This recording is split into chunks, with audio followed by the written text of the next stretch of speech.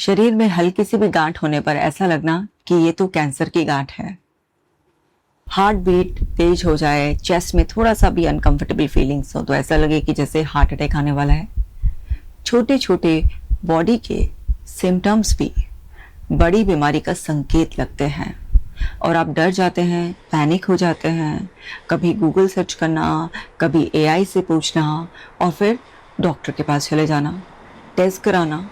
अब टेस्ट भी नॉर्मल आ रहे हैं, डॉक्टर ने कहा है सिर्फ आप थोड़ा सा परेशान हो रहे हैं, ये एंजाइटी है, आपकी रिपोर्ट्स बिल्कुल नॉर्मल है, कोई खतरा नहीं है, लेकिन तसल्ली नहीं मिल रही है। ऐसा लग रहा है ये डॉक्टर समझ नहीं पाया, दूसरे डॉक्टर के पास जाएंगे, फिर से टेस्ट कराएंगे और इस तरह से हम डॉक्टर बदलते रहेंगे, गूगल करते रहेंगे, एआई से बात करते रहेंगे और छोटे छोटे बॉडी के सिम्टम्स के लिए भी इतना अलर्ट मोड में रहेंगे, पर ये नहीं समझ पाएंगे कि ये हेल्थ एंजाइटी है। इसे हाइपोक्रोंडिया कहते हैं। यानी कि डर की वजह से आपका ब्रेन छोटे छोटे से बॉडी के सिग्नल्स को कैटास्ट्रॉफिक वे में इंटरप्रेट कर रहा है। यानी कि क्या बुरे से बुरा हो सकता है, वर्स्ट क्या हो सकता है, वो मीनिंग क्रिएट कर रहा है। अब आप अगर अपने माइंड के इस फियर मैकेनिज्म को नहीं समझेंगे कि डरा हुआ ब्रेन सर्वाइवल मोड में चला जाता है और इतनी एंजाइटी प्रोड्यूस होती है और एंजाइटी को आपका ब्रेन हेट करता है और बस फिर वो कंट्रोल फ्रीक हो जाता है, 100% श्योरिटी और सर्टेनिटी चाहता है और कहीं कुछ गलत ना हो जाए इसलिए वो अपनी जो पॉलिसी है ना, better safe than sorry policy, यानी कि बाद में पछता के क्या होगा, बाद में देखेंगे ये फेक सिग्नल था या फिर रियल सिग्नल था, पहले तो एक्शन लो, पहले तो एक्शन लो। उसे लगता है एक्शन लेना इज इक्वल टू कंट्रोल करना सिचुएशन को, सेफ्टी इंश्योर करना, जबकि आप सेफ फील नहीं कर रहे होते हैं, बल्कि आपकी एंजाइटी बढ़ रही होती है, आपका डर बढ़ रहा होता है और आपका ब्रेन यही लर्न कर रहा होता है कि एक्शन लेना बहुत ज़्यादा ज़रूरी है। एक्शन लेने का मतलब ये है कि आप सेफ्टी इंश्योर कर रहे हैं। एक्शन लेने का मतलब ये है कि प्रॉब्लम रियल है, ये सीखता चला जाता है और आप तो फंस गए लूप में, क्योंकि आपने इस अवेयरनेस को नहीं रखा कि ये जो मीनिंग क्रिएट कर रहा है आपका ब्रेन, ये फियर की वजह से कर रहा है, क्योंकि डरा हुआ ब्रेन सर्वाइवल मोड एक्टिव कर देता है।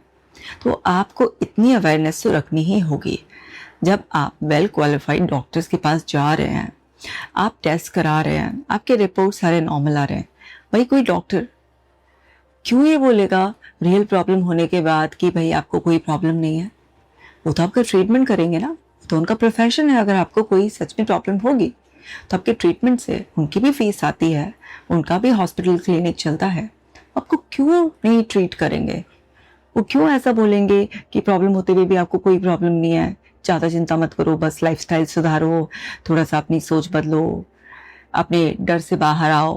वो क्यों बोलेंगे ऐसा? रियल प्रॉब्लम होगी तो फिर वो आपका इलाज करेंगे ना। पर हम विश्वास नहीं रख पाते हैं क्योंकि हम ये नहीं समझ रहे कि हमारा ब्रेन ही हमें मैनिपुलेट कर रहा है, हमसे झूठ बोल रहा है। अब वो ऐसा क्यों कर रहा है? वो ऐसा इसलिए कर रहा है भाई, आपके ब्रेन का प्राइमरी मोटिव है आपकी सेफ्टी को इंश्योर करना। उसको आदत है लाखों वर्षों से छोटे छोटे से सिग्नल्स को भी वर्स्ट केस सिनेरियो की तरह देखना, क्योंकि वो इवॉल्व ही बहुत ही अनसर्टेनिटी के माहौल में हुआ है।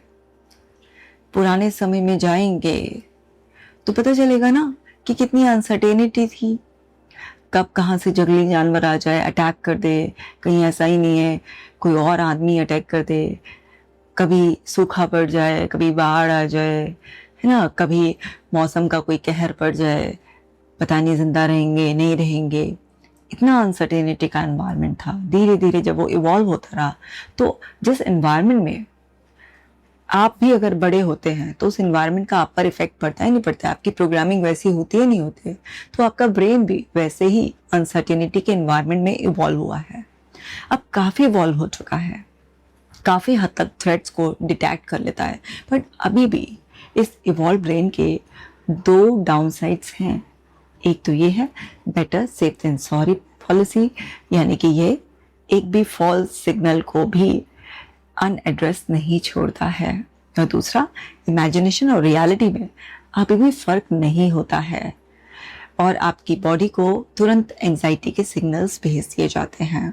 अब आपकी बॉडी से कोई सिम्टम्स आ रहे हैं तो देखो, अगर रियल प्रॉब्लम के सिम्टम्स होंगे तो आपके नर्वस सिस्टम को काम करने के लिए अगर आप ब्रेथ वर्क करते हैं, ग्राउंडिंग टेक्निक लगाते हैं कोई भी, तो जब भी आप ग्राउंडिंग टेक्निक करेंगे या फिर ब्रेथ वर्क वगैरह या रिलैक्सेशन की कोई भी एक्टिविटी करेंगे तो फिर उस टाइम पर वो सिम्टम्स गायब नहीं होंगे, क्योंकि रियल प्रॉब्लम के सिम्टम्स रहते हैं।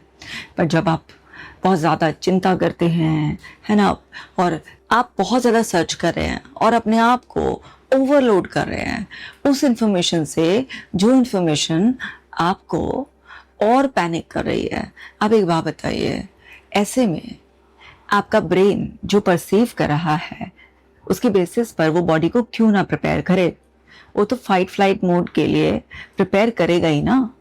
तो आपको ये समझना है कि अवेयरनेस रखकर अपने उस डरे हुए ब्रेन को, जो इस टाइम पर 100% आपकी सेफ्टी इंश्योर करने के लिए आपको ये बोल रहा है कि कंट्रोल करो इस सिचुएशन को, चलो सर्च ही कर लो, जिससे ऐसा भ्रम रहे कि हाँ मैं अपनी सेफ्टी के लिए कुछ कर रहा हूँ।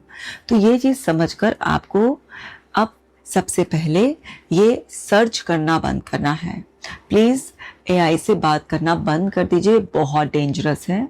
आप गूगल करना बंद कर दीजिए। आप एक से दूसरे डॉक्टर के पास जाकर बार बार टेस्ट कराना बंद कर दीजिए। पता है आपको, मेरे पास ना ऐसे क्लाइंट्स आते हैं जो इतने सारे डॉक्टर्स, एक क्लाइंट था मेरा जो 33 डॉक्टर्स कहाँ कहाँ से चुन चुन कर उसने अलग अलग शहरों में भी डॉक्टर्स को दिखाया है, और उसकी खुद की सिटी में जहाँ पर वो टेस्ट कराता था वहाँ पर उसको भगा देते थे, यहाँ पर मत आ, अब नहीं करेंगे तेरा टेस्ट। इतने ज़्यादा टेस्ट कराए उसने। तो फिर वो दूसरी सिटी में जाकर भी डॉक्टर सर्च कर कर भी जाता था और वहाँ की लैब में जाकर सर्च कराता था। तो अब इस वजह से प्रॉब्लम बढ़ती चली जाती है, ये समझना होगा। और ये किसी एक पर्सन की कहानी नहीं है, ये प्रॉब्लम बहुत लोगों को है। कोविड के बाद हेल्थ एंजाइटी के केसेस भी बहुत ज़्यादा बढ़ गए हैं। अब ऐसा क्यों होता है? देखिए, अगर आपने अपने किसी नियर एंड डियर वन की, आपने कुछ ऐसे हार्ट अटैक की वजह से या फिर किसी और बीमारी की वजह से ना आपने डेथ देखी या उनकी बहुत सफरिंग देखी आपने, और किसी के मुंह से आपने ऐसा सुन लिया कि अरे उन्होंने शुरुआती लक्षणों को ना इग्नोर किया, नज़रअंदाज किया, इस वजह से उनकी इतनी बुरी हालत हो गई, इतना तड़फे और बच भी नहीं पाए। अगर कहीं ऐसे हमने अपने क्लोज में सुना हुआ होता है, या बहुत सडन कुछ डेथ्स हम जैसे जल्दी जल्दी परिवार में, रिश्तेदारी में हो जाएं या आस पड़ोस में हो जाएं, कहीं पर भी मैसेज सुन लें, तो उसकी वजह से भी हेल्थ एंजाइटी स्टार्ट हो सकती है। या किसी के अंदर अनसर्टेनिटी को टॉलरेट करने की बिल्कुल भी पावर ना हो, इसलिए भी हो सकती है। कई बार हेल्थ केयर प्रोफेशनल्स या स्टूडेंट्स जो इस तरीके की चीज़ें ज़्यादा पढ़ते हैं डिजीज़ वगैरह के बारे में, कई बार उनको भी ट्रिगर हो जाती है, सबको नहीं होगी। अब देखो ना, हम तो इस तरीके के केसेस इतने ट्रीट करते हैं, लेकिन हमें तो नहीं होती है। तो सबको नहीं होगी कि सब पढ़ेंगे या सब किसी ऐसे डेथ के बारे में सुनेंगे तो सबको हो जाएगी। बात यह है कि जो आप सुन रहे हैं, जो आपको पता चल रहा है या आप कहीं पढ़ रहे हैं, आप उसका क्या मीनिंग क्रिएट करते हैं? आप उसे अपने ऊपर जनरलाइज कर कर देखते हैं या नहीं देखते हैं? या आपकी अनसर्टेनिटी को, फियर को, चैलेंजेस को हैंडल करने की प्रोग्रामिंग कैसी है? आपका एटीट्यूड कैसा है? बहुत सारी चीज़ें, और इसमें चाइल्डहुड कंडीशनिंग भी होती है, इसमें बहुत सारी चीज़ों का रोल होता है। आपकी बॉडी की केमिस्ट्री अगर वीक है, आपका एकदम से खराब लाइफस्टाइल है, और आप और सारी बहुत सारी गलतियां भी करते हैं, आपकी फूड क्वालिटी अच्छी नहीं है, आपकी स्लीप क्वालिटी अच्छी नहीं है, ऑलरेडी आपका सिस्टम गड़बड़ाया हुआ था, और फिर कहीं से इस तरीके की कोई चीज़ थोड़ी सी भी लिंक कर गई, ट्रिगर कर गई आपको, आप उस लूप में फंस गए। तो इसमें क्या होता है कि डर लगता है। अब डर जब लगेगा तो बॉडी में वो जो सिम्टम्स हैं थोड़े से बढ़ जाएंगे, और फिर उन सिम्टम्स की मिस इंटरप्रिटेशन होगी, और फिर उस मिस इंटरप्रिटेशन की वजह से आप फिर और चेक करेंगे। चेकिंग करने से आपको थोड़ा सा रिलीफ मिलेगा, लेकिन ये फियर तो और बढ़ता चला जाएगा। और ये ना ऑब्सेशन भी बन जाता है, पूरा ऑब्सेस्ड हो गए, जैसे हेल्थ एंजाइटी, या आप ऐसा मानिए कि ओसीडी भी इसको डायग्नोस किया जाता है। हेल्थ रिलेटेड ऑब्सेशंस हो रहे हैं आपके, क्योंकि इसमें चेकिंग का कंपल्शंस बहुत ज़्यादा होता है, चेक ही करता रहता है इंसान, रीएश्योरेंस ले रहा है वो, गूगल पे सर्च करके, एआई से बात करके, डॉक्टर्स को दिखाकर, टेस्ट कराकर, क्या ले रहा है, रीएश्योरेंस ले रहा है वो ना। तो आपको समझना है कि ये ऑब्सेशन आपकी लाइफ की क्वालिटी को और ख़राब कर रहे हैं। आप एक तरफ अपनी हेल्थ को बचाने के लिए, अपनी लाइफ को बचाने के लिए इतने वो कर रहे हैं, लेकिन आप इस मोमेंट में कहाँ जी पा रहे हैं। और वैसे भी अगर कुछ होना ही होगा तो पूरी तरह से तो आपके हाथ में कुछ भी नहीं होता है। एटीट्यूड क्या होना चाहिए कि अगर कोई भी ऐसी बात, कोई बीमारी, कुछ भी ऐसा खतरा सामने आएगा तो उस वक्त देखेंगे कि क्या बेस्ट पॉसिबल किया जा सकता है। आजकल हर चीज़ों का ज़्यादातर ट्रीटमेंट अवेलेबल है, तो ट्रीटमेंट को अगर सही तरीके से फॉलो किया जाए तो बहुत सारी बीमारियां ऐसी हैं जिनसे रिकवर हुआ जा सकता है। और अगर उससे भी कुछ बुरा होना ही होगा तो वो तो होकर ही रहेगा। आपका फोकस इस बात पर होना चाहिए कि जब तक मेरा जीवन है उसे अच्छी तरीके से जिया जाए, ना कि अपनी लंबी उम्र को इंश्योर किया जाए और आज का मोमेंट बर्बाद कर लिया जाए और अपने आप को इस बीमारी के लूप में फंसा लिया जाए। तो आपको ये समझना ही होगा कि ये ना फियर बेस्ड कंडीशनिंग की वजह से आपके साथ ऐसा हो रहा है। एक्चुअल में जो आपकी टेस्ट रिपोर्ट कह रही है वही सच है, जो डॉक्टर्स कह रहे हैं वही सच है। और आपको ये एंजाइटी है, और ये एंजाइटी भी अब ऑब्सेशन का रूप ले चुकी है, क्योंकि ओसीडी भी क्या है, एंजाइटी डिसऑर्डर है। तो ये आपको ना ऑब्सेशन से, कंपल्शन के साइकिल से बाहर आना पड़ेगा और अपने डरे हुए ब्रेन को रीट्रेन करना पड़ेगा। तो सबसे पहले चेकिंग बंद करनी है आपको, किसी भी तरीके से अपने आप को रीअश्योर नहीं करना है। जब आप चेकिंग को सबसे पहले डिले करेंगे और धीरे धीरे डिले करके बंद करेंगे, तब आपका ब्रेन सीखेगा कि भाई वो फॉल्स अलार्म था, अब वो बजकर बंद हो गया है, रियल में कोई डेंजर नहीं है, क्योंकि कोई एक्शन ही नहीं आ रहा ना। तो जब एक्शन ही आना बंद हो जाएगा तभी ब्रेन की रीप्रोग्रामिंग होनी शुरू होगी। तो सबसे पहले एक्शन बंद करना है, और दूसरा स्टेप सरेंडर कर दो। जीवन को जब तक है आनंद से जियो, जब जो होना होगा वो होकर रहेगा। मृत्यु अटल सत्य है, सबको आएगी। तो जीवन को भरपूरता से, पूर्ण आनंद के साथ जियो। ईश्वर से कह दो कि जिस दिन जिस पल आपका बुलावा आएगा, बस आपके बुलावा आते ही मैं दौड़ा चला आऊँगा या मैं दौड़ी चली आऊँगी। तो बस जब तक जीवन है उसे पूर्णता से जियो। ये समर्पण, ये सरेंडर आपके जीवन को बहुत आसान बना देता है। तीसरा, अपने नर्वस सिस्टम को रीसेट करो, क्योंकि ये जो सिम्टम्स आपकी बॉडी में आ रहे हैं, तो क्या है कि प्रोग्रेसिव वे में आपकी बॉडी भी ना उन चीज़ों को लर्न कर लेती है, मेमोराइज कर लेती है, और कई बार दिन बाद के भी कुछ लक्षण आने लग जाते हैं और फिर आपकी बॉडी की इंटेलिजेंस गड़बड़ा जाती है।